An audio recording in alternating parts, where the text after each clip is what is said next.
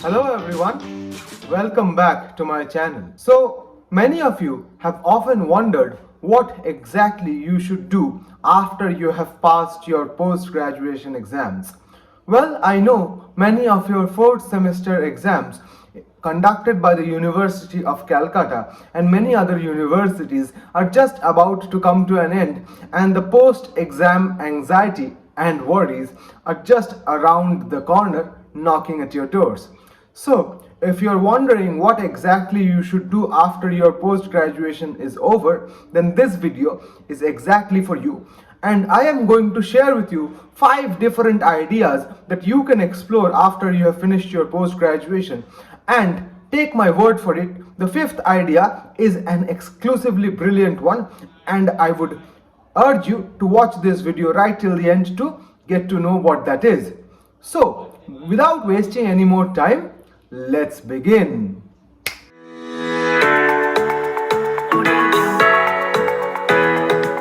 Well, if you are stupid enough like me and want to continue studying for the rest of your life, then of course you have the chance of pursuing your PhD. But to pursue your PhD, you need to crack this exam called the UGC NET or the GATE exam. In most universities these days, GATE is accepted as a suitable or a viable alternative for NET. However, NET still remains the primary criteria of judging whether you would be eligible for the post of an assistant professor in any state, central or state aided or central aided or private institutions in India. Therefore, I would suggest you to prepare for NET if you're also trying for PhD, because that automatically means that you wish to stay in higher academia. Now, if you wish to know more about NET, I have an entire dedicated playlist just to help you prepare for NET. I will put the link somewhere upwards so that you can go ahead and check that one out. In addition, I also conduct classes exclusively for this course. My present batch is almost halfway done, and my next batch will start from September, which will aim at the December NET 2023, since NET exams have now been regularized again by the NTA, thankfully. So your first option is of course pursuing academics again by doing your PhD, appearing for NET. If you've already appeared for NET and passed, then congratulations, you can sit straight for PhD interviews and then continue your journey that way. The second thing that you can do is start preparing for government jobs. By government jobs, I don't mean exclusively jobs like UPSC or WBCS. There are many other government jobs, and there are dedicated channels by Byju's, Unacademy, Vedantu. There are numerous coaching centers which help you prepare for the particular type of government exam for which you are eligible or which you might find interesting. These jobs generally take 1.5, 2.5, 3 years for you to just prepare for the exam, because people are preparing for this for years. So just like academia, this is a long drawn process. The only difference is once you crack this exam and get this job, then you probably won't have to worry for the rest of your life as regarded to job security. So if you want to pursue government jobs, then that door is always open for you. But these are the 2 stable or conventional ways. I'm also going to give you 3 unconventional ways now.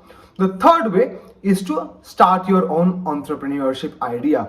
I know many of you have startup ideas in your mind, and many of you might have started a startup in your life already.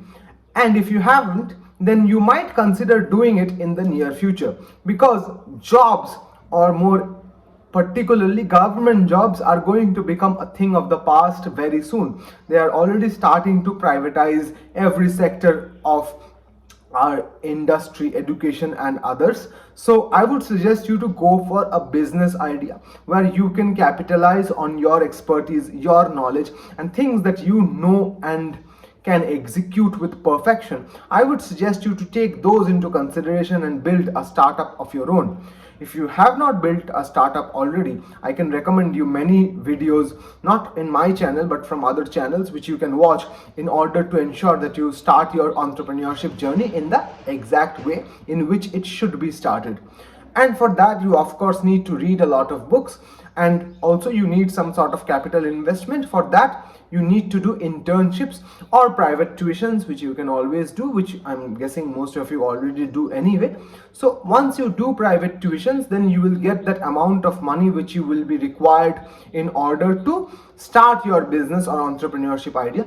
Or you can also do freelance at home by signing up on websites like Upwork, Fiverr, or you can go to platforms like LinkedIn and look for jobs there.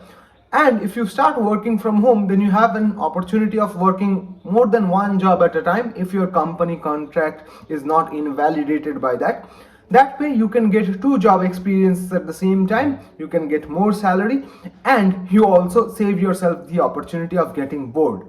However, this also brings in the aspect of being burnt out at the end of the day, which is not something which is a good feeling. But if you want that type of a lifestyle where you continuously want to hustle, then I guess this idea would be a very good fit for you.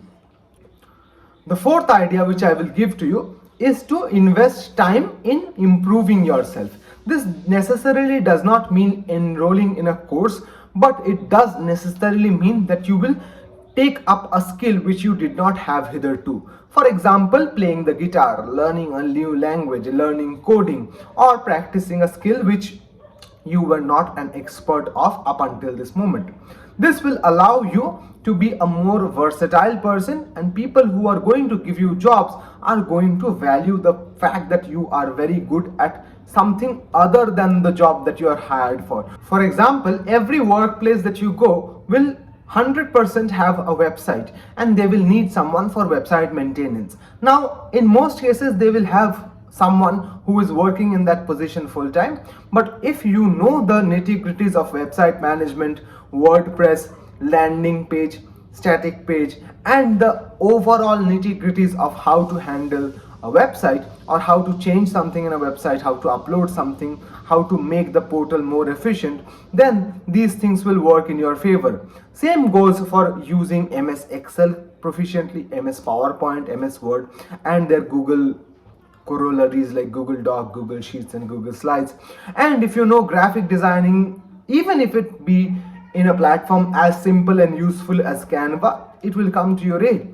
If you are very good at drawing, if you are very good at sketching, very good at organizing meetings, being punctual, being on time, overall keeping the workplace safe and making things better for everyone, then you will be at an advantage. And this is why I suggest you take time, because you are still young, and if you don't have the pressure of being employed right now, you can take the time and try to improve yourself by learning a new skill, a new language, or anything that you can think of which would help you in becoming a better person, not only in terms of objective parameters but also in terms of subjective parameters, so that you can go to sleep a happier person.